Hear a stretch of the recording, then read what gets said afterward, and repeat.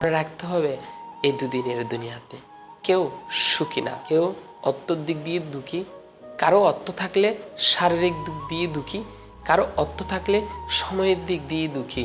এই দুদিনের দুনিয়াতে কেউ একভাবে সফল না, কোনো না কোনো ক্ষেত্রে সে ব্যর্থ।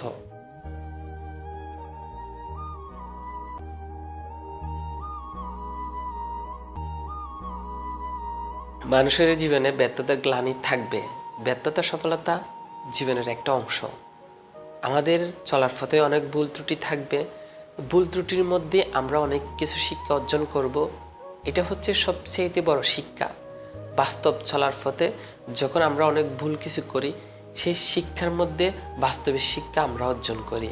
অনেকে বই পড়ে শিক্ষিত হয়, আমাদের বাস্তব শিক্ষা হচ্ছে আমরা বাস্তবিক ক্ষেত্রে আমাদের জীবনে ঘটে যাওয়া, এটা হচ্ছে বাস্তবিক শিক্ষা। মনে রাখতে হবে শিক্ষা তখনই আমরা পাই যখন নিজেদের জীবনে কিছু বাস্তবিক ঘটনা ঘটে। সেই শিক্ষাই আমাদের সবচাইতে গুরুত্বপূর্ণ।